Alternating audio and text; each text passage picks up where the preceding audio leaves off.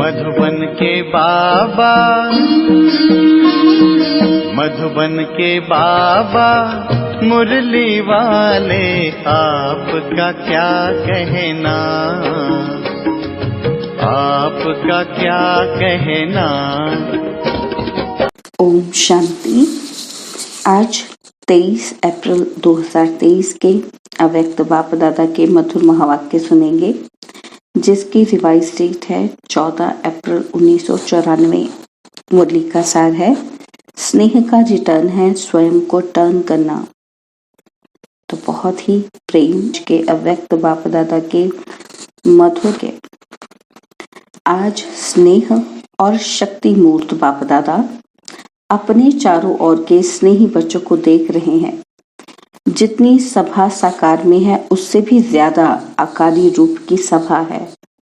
सर्व साकार रूपधारी व आकार रूपधारी बच्चों को बाप दादा स्नेह की भुजाओं में समाये हुए हैं। स्नेह की भुजाएं कितनी बड़ी हैं। चारों ओर के सभी बच्चे स्नेह की भुजाओं में ऐसे समा जाते हैं जैसे नदी सागर में समा जाती है। स्नेह की भुजाएं, स्नेह का सागर बेहद है। सभी बच्चे चाहे नंबरवार भी हैं, लेकिन स्नेह में सब बंधे हुए हैं। सर्व बच्चों में बाप दादा का स्नेह समाया हुआ है। स्नेह की शक्ति से ही सभी आगे उड़ते जा रहे हैं।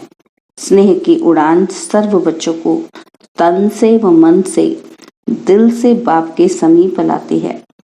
स्नेह का विमान सेकंड की गति से बाप के समीप लाता है। ज्ञान, योग, धारणा उसमें यथाशक्ति नंबरवार हैं, लेकिन स्नेह में हर एक अपने को नंबर 1 अनुभव करते हैं। स्नेह सर्व बच्चों को ब्राह्मण जीवन प्रदान करने का मूल आधार है।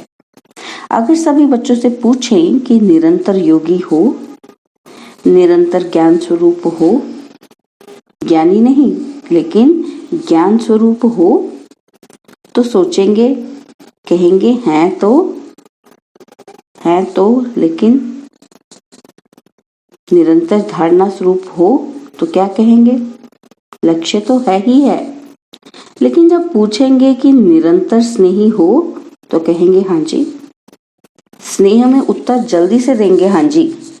तो जब ज्ञान स्वरूप पूछेंगे कि बाबा ज्ञान स्वरूप है, तो सोचेंगे हैं तो हैं, लेकिन डैश डैश डैश आगे अपने कारण आ जाएंगे, है ना। तो अगर बाबा पूछते हैं कि धारणा स्वरूप हो तो कहेंगे लक्ष्य तो यही है। तो लेकिन जब बाबा ने पूछा कि निरंतर स्नेही हो तो झट से कहेंगे हाँ जी। बाबा कहते हैं स्नेह में सभी पास हैं। कोई पास विद ऑनर है, कोई पास है। तो पास है ना, डबल विदेशी भारत वाले सब पास हैं? बाबा ने पूछा। फिर बाबा कहते पास नहीं होते तो पास नहीं आते। तो पास आना सिद्ध करता है कि पास हैं।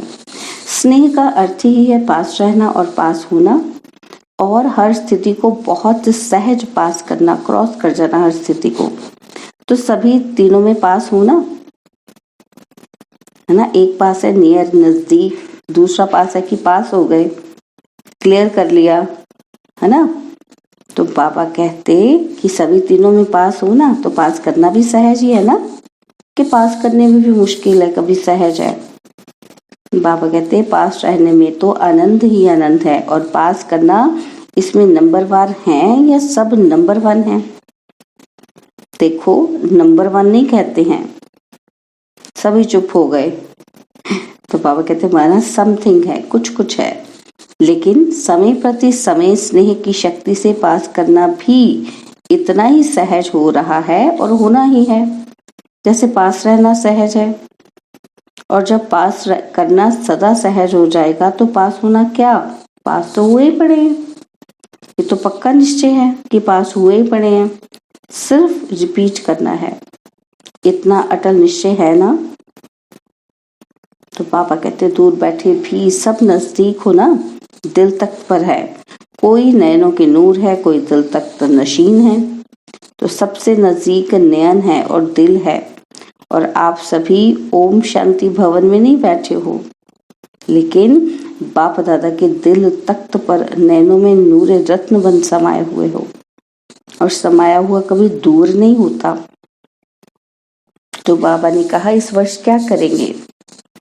कहने में तो कहते हो कि इस वर्ष के मिलन की अंतिम बारी है, लेकिन लेकिन बाबा कहते हैं अंत ही आदि की याद दिलाता है और आदि मध्य की याद दिलाता है, लेकिन अंत आदि की याद दिलाता है।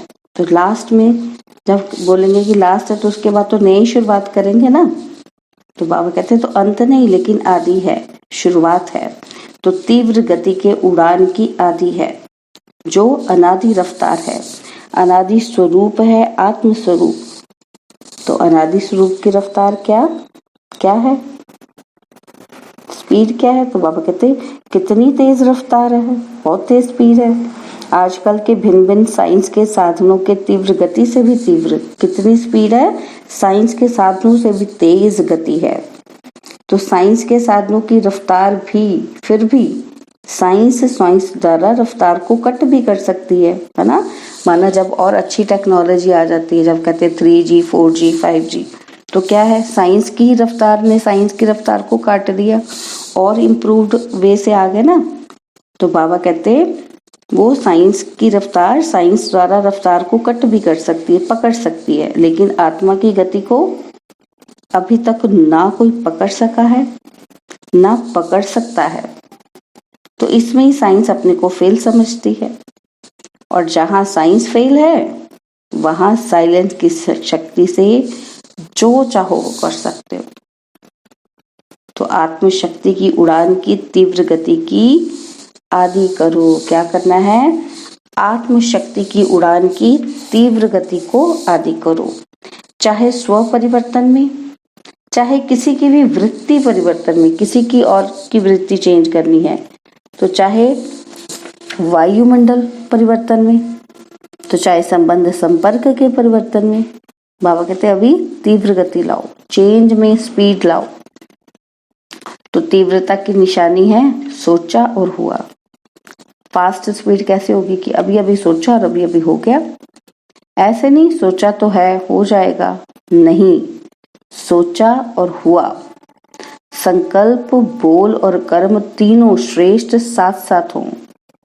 जैसा ही सोचा वैसा ही बोला और वैसा ही फट से कर दिया। व्यर्थ को वो उल्टे संकल्प को चेक करो तो बाबा कहते उसकी गति बहुत फास्ट होती है। अभी अभी संकल्प आया, अभी अभी बोल लिया, अभी अभी कर लिया। व्यर्थ माना जिसका कोई यूज नहीं है ना। जैसे गुस्सा आया, अभी अभी आया मन में, झट से उसको बोल दिया, सोचा भी नहीं कि बोलना चाहिए कि नहीं, है ना। तो बाबा कहते हैं संकल्प, बोल, कर्म इकट्ठा बहुत फास्ट होता है। उसकी गति का जोश इतना तीव्र होता है जो श्रेष्ठ संकल्प, कर्म, मर्यादा, ब्राह्मण जीवन की महानता का होश समाप्त हो जाता है। व्यर्थ का जोश सत्यता का होश, यथार्थता का होश समाप्त कर देता है। तो जब व्यर्थ मन में आ जाता है तो वो बुद्धि को नष्ट कर देता है ना। तो और कुछ समय बाद जब होश आता है तब सोचते हैं करना नहीं चाहिए था, ऐसा नहीं करना चाहिए था, यथार्थ नहीं है। लेकिन उस समय जब जोश होता है तो यथार्थ की पहचान बदलकर अयथार्थ को यथार्थ अनुभव करते हैं। जब बुद्धि पर ताला पड़ जाता है तो क्या करते हैं? जो झूठ होता है वो भी हमें सत्य लगता है ना। तो व्यर्थ का जोश होश को खत्म कर देता है। तो इस वर्ष सभी बच्चे विशेष व्यर्थ से इनोसेंट बनो, इग्नोरेंट बनो, अज्ञानी बनो, व्यर्थ का पता ही ना हो। तो जैसे जब आप आत्माएं अपने सत्युगी राज्य में थी तो व्यर्थ व माया से इनोसेंट थी, उनसे इग्नोर थी, है ना।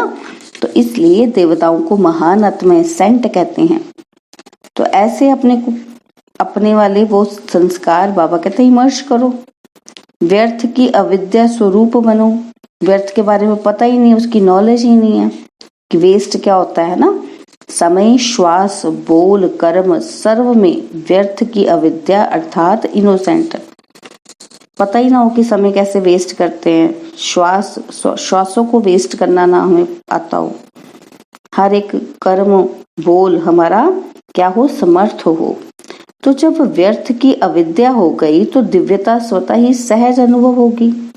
कहते हैं ना नेगेटिविटी निकाल दो तो फिर क्या बचेगा? सारा का सारा पॉजिटिव बचेगा। तो वैसे ही बाबा कहते हैं अगर ये इग्नोरेंस हमने निकाल दी तो क्या बचेगा, दिव्यता ही बचेगी ना। तो बाबा कहते वही अनुभव होगी और वही औरों को अनुभव कराएगी। तो अभी तक ये नहीं सोचो कि पुरुषार्थ तो कर ही रहे हैं, पुरुष इस रथ पर कर रहा है, तो पुरुष बन रथ द्वारा कराना इसको कहा जाता है। पुरुष माना मैं आत्मा, रथ माना ये शरीर, मैं आत्मा इस शरीर के द्वारा कर रही हूँ। तो बाबा कहते जो कर रही हूँ वो पुरुषार्थ है, चल रहा है नहीं, लेकिन पुरुषार्थी सदा उड़ रहा है। यथार्थ पुरुषार्थी इसको कहा जाता है। पुरुषार्थ चल रहा है माना ये नहीं कि कुछ और चल रहा है, माना अगर पुरुषार्थ चल रहा है तो जो करने वाला है उसकी स्थिति क्या होगी, लाइट होगी, वो उड़ता रहेगा। तो पुरुषार्थ का अर्थ ये नहीं कि एक बार गलती की और वही बार बार करते रहो और पुरुषार्थ को अपना सहारा बना लो, है ना, कि मैं कर रहा हूं लेकिन बार बार वही मिस्टेक।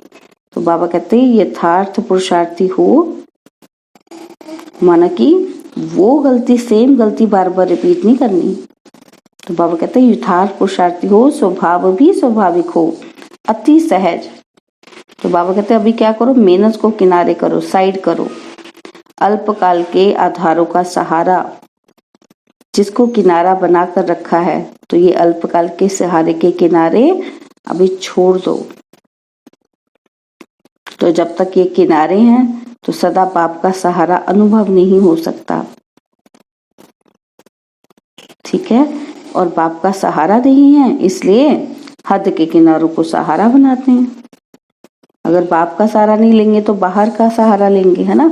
तो वो क्या है, हद का, और बाप का सहारा बेहद का। बाबा कहते हैं चाहे अपने स्वभाव संस्कारों को, चाहे परिस्थितियों को, जो किनारे बनाए हैं ये सब अल्पकाल के दिखावा मात्र धोखे वाले हैं। तो किनारा क्या बनाया, किनारा क्या हमें देता है, हम यही कहते हैं ना किनारे पर आ गए, एक सिस्टम में आ गए। तो बाबा कहते हैं वो सिस्टम चाहे आपके स्वभाव संस्कार के कारण बना हो, चाहे परिस्थितियों के कारण बना हो, ये क्या है, हमें धोखा देने वाले, क्योंकि ये शॉर्ट टर्म है, ये सच नहीं है, सत्य नहीं है। तो बाबा कहते हैं धोखे में नहीं रह जाओ। तो बाप का सहारा छत्र छाया है। अल्पकाल की बातें धोखेबाज हैं, माया की बहुत मीठी मीठी बातें सुनते रहते हैं, बहुत सुन चुके हैं। तो जैसे द्वापर के शास्त्र बनाने वाले बातें बनाने में बहुत होशियार है, कितनी मीठी मीठी बातें बना दी है। तो बातें नहीं बनाओ, बातें बनाने में सब एक दो से होशियार हैं। ना बातें बनाओ, ना बातें देखो, ना बातें करो, फिर लेकिन क्या करो, बाप को देखो, बाप समान करो, बाप समान बनो। जब बात बनाना सेकंड में आ जाता है, क्योंकि माया की गति भी तीव्र है ना, तो ऐसे सुंदर रूप की बात बना देती है जो सुनते बाप को तो हंसी आती है, लेकिन दूसरे प्रभावित हो जाते हैं। बोलते तो ठीक है कि बहुत अच्छा है, बात तो ठीक है और स्वयं को भी ठीक लगते हो, लेकिन समय की तीव्र गति को देख अब इन किनारों से तीव्र उड़ान करो। ये अनेक प्रकार की बातें व्यर्थ रजिस्टर के रोल बनाती रहती हैं, रोल के ऊपर रोल बनता ही जाता है, इसलिए इससे इनोसेंट बनो। व्यर्थ की बातें क्या करती हैं, एक के ऊपर चढ़ती जाती हैं, वही आदत बनती जाती है, फिर हम वेस्ट के ऊपर वेस्ट वेस्ट वेस्ट करते रहते हैं। तो बाबा कहते हैं वेस्ट से इनोसेंट बनो, इग्नोरेंट बनो, पता ही ना हो कि वेस्ट क्या है। इस इनोसेंट स्टेज से बनी बनाई सेवा की स्टेज आपके सामने आएगी। तो व्यर्थ की अज्ञानता से क्या होगा, आपकी स्टेज बनेगी, है ना, आपकी सिचुएशन बनेगी, आपकी, बाबा कहते हैं इससे आपकी एक स्टेज होगी, आपकी एक सिचुएशन होगी, आपकी स्थिति पर है, आपकी स्थिति बनेगी। तो इस वर्ष के यथार्थ पुरुषार्थ के प्रत्यक्ष फल की निशानी बनी बनाई सेवा आपके सामने आएगी। अगर हमारी स्थिति ऐसी होगी तो क्या होगा, सेवा के चांस भी आएंगे, बनी बनाई स्टेज आएगी, वहां पे जस्ट हमको परफॉर्मेंस देनी होगी, हमको उसके लिए मेहनत नहीं करनी पड़ेगी उस स्टेज को, कंड्यूसिव एनवायरनमेंट को बनाना नहीं पड़ेगा, है ना। तो बाबा कहते हैं आपके सामने वो बना बनाया आएगा। व्यर्थ का सामना करना समाप्त करो तो सेवा की ऑफर सामने आएगी। हम व्यर्थ में अपनी एनर्जी वेस्ट कर देंगे तो सेवा कैसे करेंगे। तो बाबा ने क्या कहा, जब आप व्यर्थ का सामना करना बंद करोगे तो फिर क्या होगा, वो एनर्जी हमारी कहाँ जाएगी, सर्विस में लगेगी, सेवा में जाएगी। और बाबा कहते हैं फिर आपको सेवा के ऑफर्स भी आएंगे, है ना, सिचुएशंस आती जाएंगी, क्योंकि हमारी स्थिति ऐसी। तो आप सभी सेवा के निमित्त तो अनेक वर्ष बने। देखो अब बाबा हमसे क्या एक्सपेक्ट कर रहा है कि आपने तो सेवा की, अब औरों को निमित्त बनाने की, सेवा के निमित्त बनो। बाबा हमें भी एक स्टेप और आगे बढ़ने के लिए बोल रहा है कि पहले हम अपने लिए कर रहे थे, दूसरों के लिए कर रहे थे, अब दूसरों को ऐसे तैयार करना है ना। तो बाबा कहते हैं माइक वो हो और अब आप माइक हो।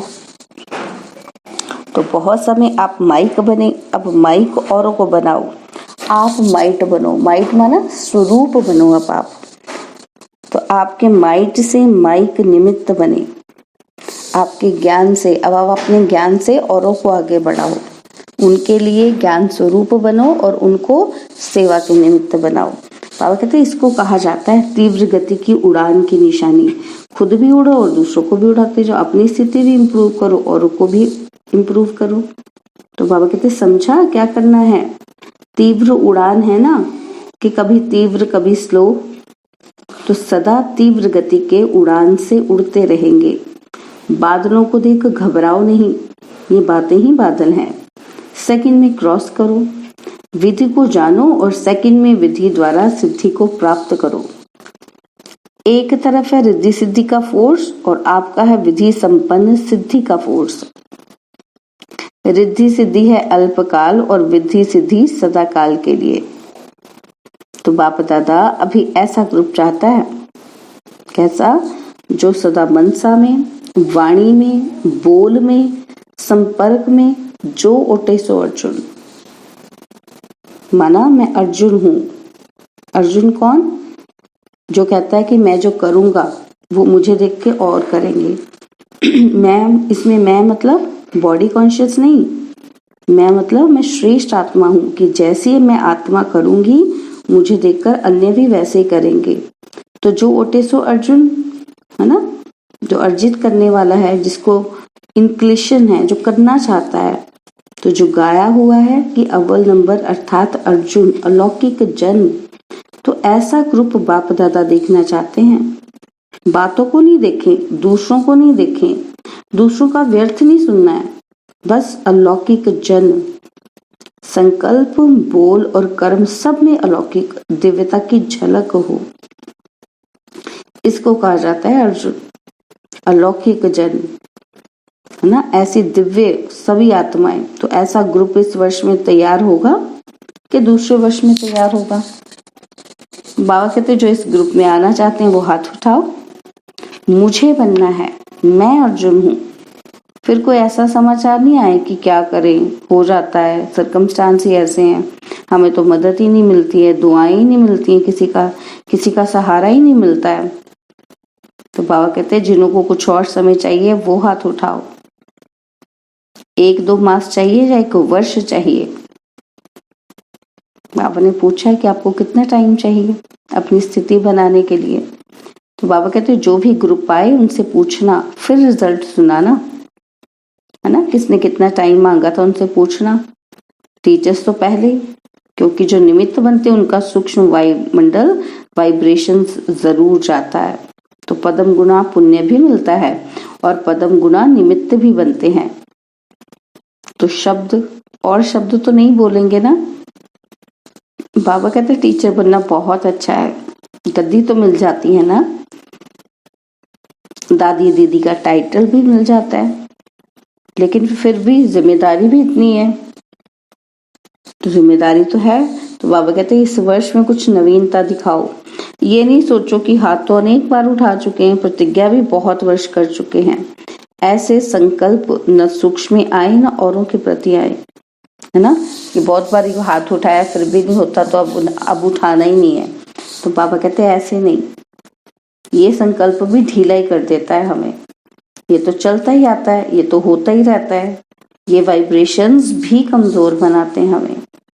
तो बाबा कहते हैं दृढ़ संकल्प करो तो दृढ़ता सफलता को अवश्य लाती है। कमजोर संकल्प नहीं उत्पन्न करो, उनको पालने में बहुत टाइम व्यर्थ जाता है, उत्पत्ति बहुत जल्द होती है, वेस्ट बहुत जल्दी आते हैं, है ना। 1 सेकंड में 100 पैदा हो जाते हैं और पालना करने में कितना समय लगता है, फिर उनको मिटाने में भी मेहनत लगती है, समय भी लगता है, और बाप दादा के वरदान व दुआओं से भी वंचित रह जाते हैं, वेस्ट में फंस जाते हैं ना। तो हम दुआओं को वरदान को कैसे फील करेंगे? टाइम बहुत वेस्ट जाता है, हमारी एनर्जी बहुत वेस्ट जाती है फालतू के व्यर्थ के विचारों में।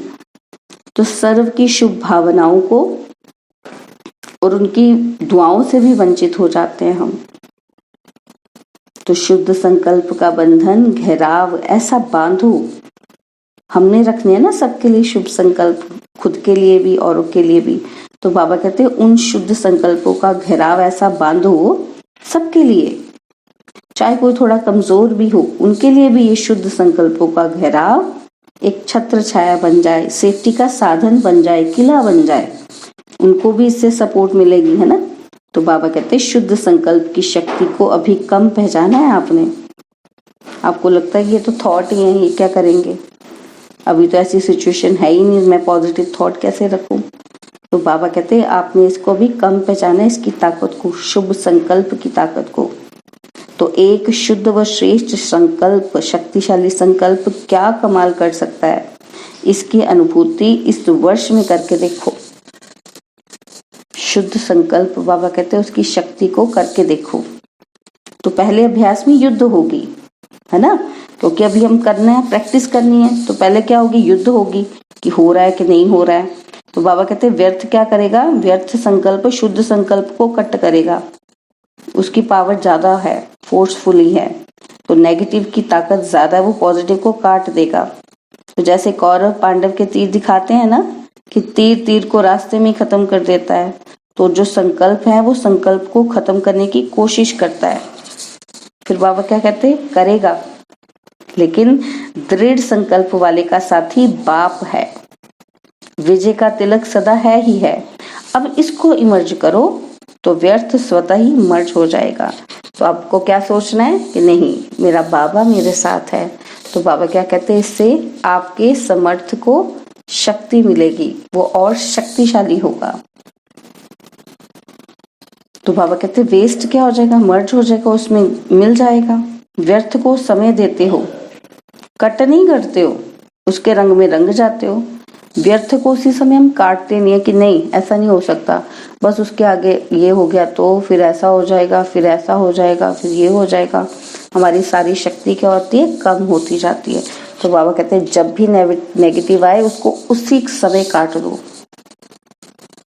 सेकंड से भी कम समय में कट करो, शुद्ध संकल्प से समाप्त करो। नेगेटिव को कैसे खत्म करना है, पॉजिटिव जनरेट करके। जैसे ही नेगेटिव संकल्प आया उसको खत्म करने का तरीका क्या है, उसके ऑपोजिट पावरफुल संकल्प क्रिएट करो। मैं नहीं कर सकता, अगर मन में ये आता है तो उसी समय क्या करो, नहीं मैं सर्वशक्तिमान बाप की संतान हूँ, मैं कर सकता हूँ, हुआ ही पड़ा है, मुझे तो बस एक कदम आगे उठाना है।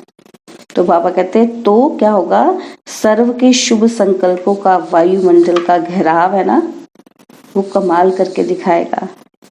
आपने सबके लिए पॉजिटिव सोचा, अपने लिए सोचा, तो वो क्या होगा, वो अब कमाल करेगा, वो आपको रिजल्ट देगा। तो पहले से नहीं, ये नहीं सोचो कि होता तो है ही नहीं है, करते तो बहुत है, सुनते तो बहुत है, अच्छा भी बहुत लगता है, लेकिन होता ही नहीं है। बाबा कहते हैं ऐसे नहीं सोचना है। तो ये भी क्या है, व्यर्थ वायुमंडल कमजोर बनाता है हमें, होना ही है, दृढ़ता रखो, उड़ान करो। बाबा कहते बोलो क्या नहीं कर सकते हो, लेकिन सबसे पहले क्या करना पड़ेगा, स्व के ऊपर अटेंशन देना पड़ेगा। स्व का अटेंशन ही टेंशन खत्म करेगा। तो समझा क्या करना है। कोई कहे ये होता ही रहता है, पहले भी प्रतिज्ञा की थी, ये नहीं सुनो, इसमें कमजोरी का साथ नहीं देना है, साथी बनाना है उसको। अगर कोई ऐसा वैसा बोलता है ना, तो 1-2 में कहते हैं कि ना शुभ बोलो, है ना, कहते हैं ना, कि ऐसे मत बोलो, अच्छा बोलो, शुभ करो, है ना। तो बाबा कहते सभी खुश राजी है ना, तो सभी से बात की है ना। ये भी बाप का स्नेह है। स्नेह की निशानी है कि वो स्नेही की कमी नहीं देख सकता। जिससे प्यार करते हैं हम उसकी कमजोरी नहीं देख सकते, उसके पास कोई चीज नहीं है वो नहीं हम देख सकते। तो स्नेही की गलती अपनी गलती समझेगा। तो बाप भी जब बच्चों की कोई बात सुनते हैं ना तो समझते हैं ये मेरी बात है ना। तो स्नेही क्या करता है, स्नेही संपन्न, संपूर्ण, समान देखना चाहते हैं। तो बाबा भी क्या चाहते हैं कि मेरा बच्चा मेरे समान हो। तो सभी स्नेह में एक शब्द बाप दादा के आगे दिल से, चाहे गीत से, चाहे बोल से, चाहे संकल्प से जरूर कहते हैं, है ना। तो बाप दादा तो सबको सुनता है और सबकी सुनता है। तो सभी एक बात बहुत बार बार कहते हैं कि बाबा के स्नेह का रिटर्न क्या दें, कि बाबा हम आपको क्या दें, है ना। क्यों? क्योंकि बाबा ने हमें क्या से क्या बना दिया, हम क्या से तो क्या बन गए हैं। फोटो में कोई तो बन ही गए हो ना, तो कोई में कोई नहीं बने हो, तो कोटो में कोई तो बन ही गए हो, तो इसमें सब पास हो। तो बाप रिटर्न क्या चाहते हैं? रिटर्न करना है माना अपने को टर्न करना, चेंज करना, समझा। बस यही रिटर्न है। बाप दादा हम क्या दे सकते हैं बाबा को, उनके स्नेह का रिटर्न। बाबा कहते हैं अपने को टर्न कर लो, अपने को परिवर्तित कर लो, अपनी ताकत को पहचान लो, बस यही रिटर्न है। अपने आप को जान लो, तो ये तो कर सकते हो ना। तो स्नेह के पीछे ये नहीं कर सकते, अगर नहीं कर सकते इसका मतलब स्नेह नहीं है ना। तो बाबा कहते हैं स्नेह में त्याग करने के लिए तैयार हो, तो बाप जो भी आज्ञा करे उसके लिए तैयार हो। कि स्नेह में सब 100% हो या कुछ परसेंटेज है। अगर 100% लव है तो क्या करेंगे? हाँ जी। अगर 100% नहीं है तो तभी हम सोचेंगे ना कि करें कि ना करें। तो बाबा ने पूछा है कि स्नेह में सब 100% हो या कुछ परसेंट है, तो अपने को टर्न करने के लिए तैयार हो, बाबा पूछ रहे हैं हमें। तो स्नेह के पीछे ये त्याग है या भाग्य है? भक्त तो सिर उतार कर रखने के लिए तैयार है। आप रावण का सिर उतार रखने के लिए तैयार हो? बाबा कहते हैं स्नेह में भक्त क्या करते हैं, अपनी बलि भी देते हैं, अपना सिर भी काट के दे देते हैं। तो हमसे बाबा ने क्या मांगा है कि रावण रूपी सिर, रावण क्या हमारे विकारों को निकालने के लिए तैयार हो। बाबा कहते हैं शरीर का सिर नहीं उतारना है हमने, लेकिन रावण का सिर तो उतारो। 5 ही सिर उतारेंगे या 1-2 रखेंगे? 5 विकार है ना, तो बाबा कहते हैं वही निकाल के रखेंगे या 1-2 रख लेंगे अपने पास, कि थोड़ा कमजोरी का सिर रख लेंगे। चलो 5 नहीं, छठा दिखाते हैं बेसमझी का। बाबा कहते वो रखेंगे अपने पास, बेसमझी, है ना। तो बाबा हमसे पूछ रहे हैं, बाबा कहते सोच के जवाब देना अभी। अच्छा, चारों ओर के मन की उड़ान में उड़ने वाले मधुबन निवासी अव्यक्त रूपधारी आत्माओं को और साथ साथ संकल्प के विमान द्वारा मधुबन में पहुंचने वाली श्रेष्ठ आत्माओं को और चारों ओर के सर्वश्रेष्ठ स्नेही, स्नेह में त्याग के भाग्य का श्रेष्ठ संकल्प करने वाली आत्माओं को, सदा एवन के संकल्प को प्रत्यक्ष जीवन में लाने वाले बाप के समीप आत्माओं को बाप दादा का याद, प्यार और हर एक भिन्न भिन्न भारत के देश व विदेश के हर एक बच्चे को नाम सहित विशेषता संपन्न याद, प्यार और नमस्ते। हम रूहानी बच्चों की रूहानी बाप दादा जी को दिलवा जान सिकवा प्रेम से नमस्ते।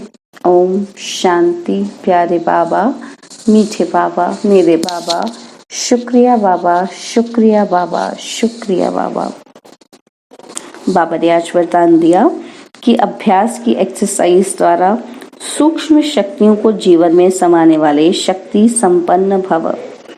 अभ्यास की एक्सरसाइज द्वारा सूक्ष्म शक्तियों को जीवन में समाने वाले शक्ति संपन्न भव। ब्रह्मा माँ की बच्चों में रूहानी ममता है इसलिए सूक्ष्म स्नेह के आवाहन से बच्चों के स्पेशल ग्रुप वतन में इमर्ज कर शक्तियों की खुराक खिलाते हैं। जैसे यहाँ घी पिलाते थे और साथ साथ एक्सरसाइज कराते थे, ऐसे वतन में भी घी पिलाते अर्थात सूक्ष्म शक्तियों की चीजें देते और अभ्यास की एक्सरसाइज भी कराते। तीनों लोकों में दौड़ की रेस कराते, जिससे विशेष खातरी जीवन में समा जाए और सभी बच्चे शक्ति संपन्न बन जाएं। तो बाबा ने आज स्लोगन दिया, स्वमान में स्थित रहने वाली आत्मा दूसरों को भी मान दे आगे बढ़ाती है। स्वमान में स्थित रहने वाली आत्मा दूसरों को भी मान दे आगे बढ़ाती है। ओम शांति। और अब यह एक बहुत अच्छी वीडियो भी जरूर देखें।